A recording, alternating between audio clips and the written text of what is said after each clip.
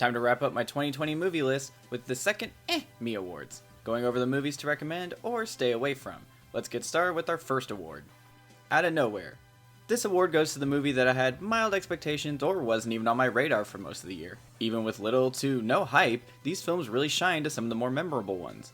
I'm not a big horror person, but two of these nominees will give you a good fright. Firstly, there's The Lodge that uses a lot of psychological scares and great performances in a very limited amount of locations. Then there's The Empty Man, another psychological horror movie that I didn't even know about until a couple of weeks ago. The prologue to this movie may be the best part when it comes to building tension, but the rest of the movie is well worth it. The ending will split audiences, but I enjoyed it myself and think it should find its fan base. If horror isn't your thing, then we have a snappy action comedy in The Gentleman. Guy Ritchie redeems himself after Aladdin with a fun and energetic crime film. The winner of this award, however, goes to The Personal History of David Copperfield. Creative direction when it comes to transitions, storytelling, character dynamics, and a blend of drama in there. The pacing may seem a little all over the place at times, but it's delightful to watch and I highly recommend it. And you have quite the ride on the way.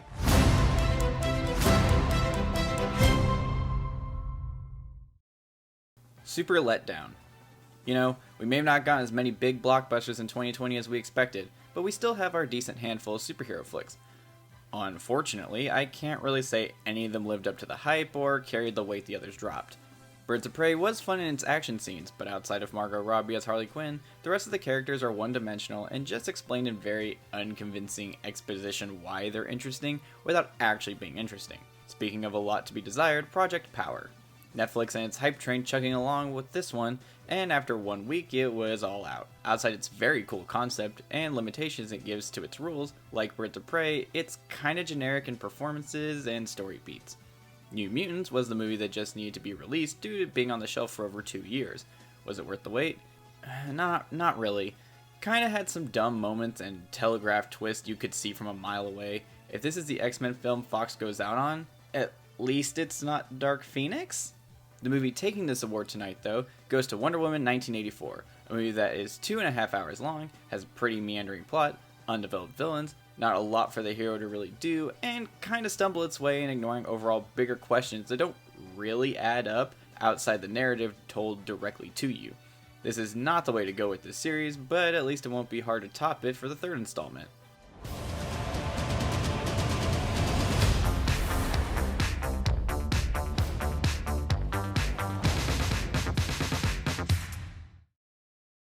Thinker or Stinker? So this new category is for movies that use their narrative to mainly focus on some type of commentary. The three I have roped in here definitely have an odd one out, but I thought it'd be fun to tie it in. The point of this segment, though, is to ask if these movies have any actual weight behind their questions and commentary, or if they kinda get lost in their own pretentiousness. There's Horse Girl, a very odd movie that may take a second viewing, but I was engaged the whole time. It does give you things to wonder about, and I may not have seen the ending coming, but I didn't feel it had the mental punch it thought it through. Borat's subsequent movie film may seem like nothing but hidden camera prank comedy like we're used to seeing these days, but just like the first movie, there's a lot you gain from watching the people he interacts with. Though more politically focused compared to the 2006 predecessor, you still laugh just as much, depending on how seriously you take your views. I'm thinking of Ending Things easily takes the prize for this category for me though. Charlie Kaufman is known for his ambiguous storytelling. You're never quite sure where this is going or what's even happening right in front of you. You'll be thinking back to what's transpired and connecting dots to have a destination you actually haven't considered yet. Maybe this is how it was always going to end.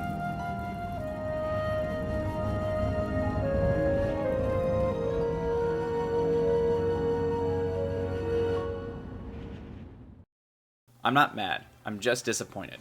The award for the movie I wanted to like, but something about it kept me from enjoying it as much as I should have.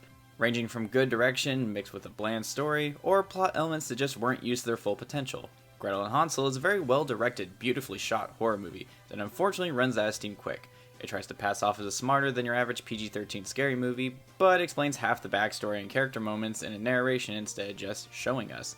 Midnight Sky is a split down the middle.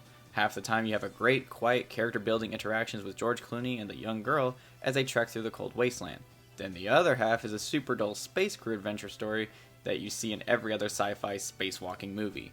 Guns Akimbo is really energized and action-packed. It has flashy editing and funny dialogue. Sometimes though, that flashy editing makes it hard to make out what is happening in half of these fight scenes, And the dialogue may be nice, the story itself is full of cliches and eye-rolling retreads of been there, done that beats. But no movie let me down more this year than Antebellum. The trailers definitely had me guessing what the film could be hiding, but if you're able to put two and two together, it's not that hard. The movie waits 30 minutes to give you the background of the situation, and then that takes another 25 minutes to get through. You can already guess what's coming, and you're really just waiting for it to get back to the movie we started with. When part of the shock and awe of the film is something that most people can assume is happening, you lose that grip on the audience when you really don't have much to offer besides that. You're left with a pretty empty movie that wants to say something more powerful. Tonight.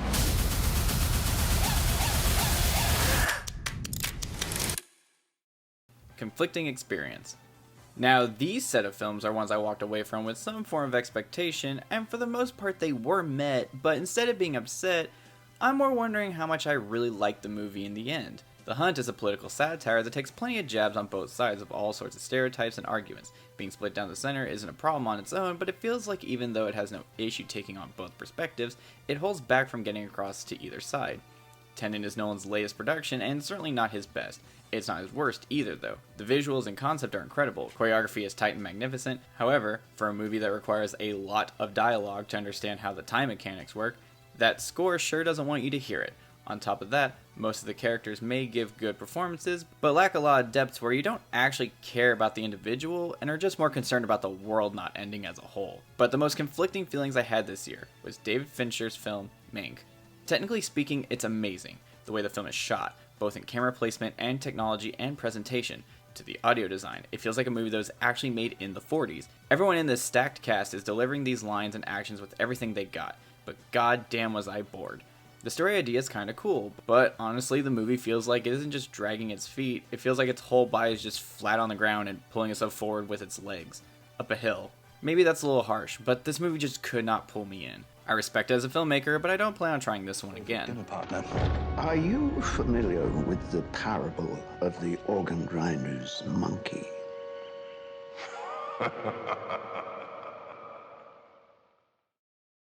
For the kids. A little quick fun one for people who have some kids at home.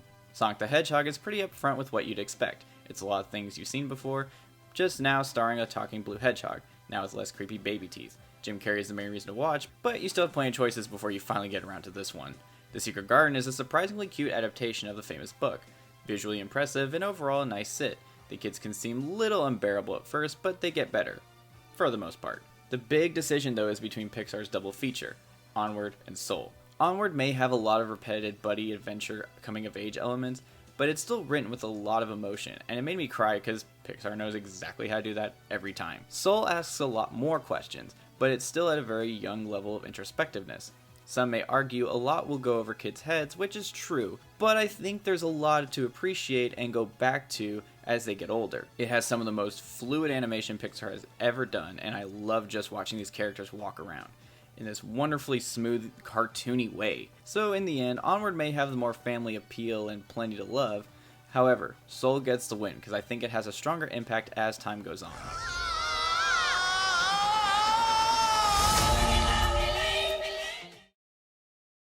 Oh yeah, that came out this year. 2020 was hard for a lot of people. That statement in itself is extremely understated. Even though I didn't see as many movies as I usually do, some of these films just kinda left my brain shortly after watching them.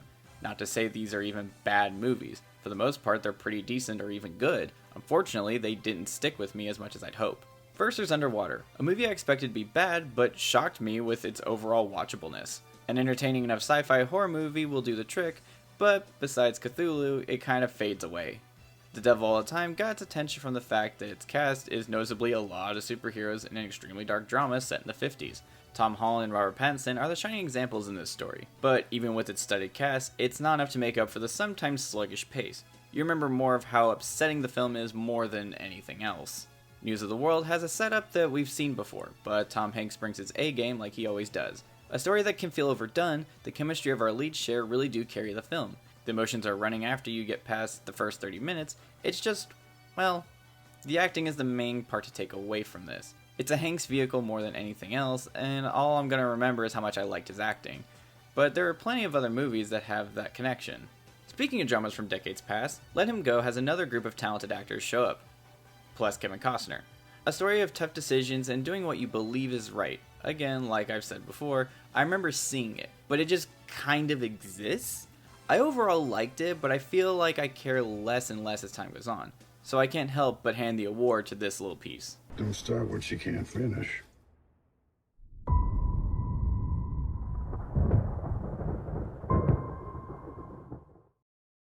Honorable mention. Da 5 Bloods is Spike Lee's new feature that's filled with terrific performances, compelling drama, and just enough Hollywood-level tension to get your blood pumping and heart breaking. Dishonorable mention. Scoob, the newest reboot of the long-running franchise, is a weird mishmash of starting a cinematic universe and focusing on the superhero trend more than the mystery elements of Scooby-Doo is known for. It may entertain your kids, but it makes you question, why is this a Scooby-Doo movie to begin with?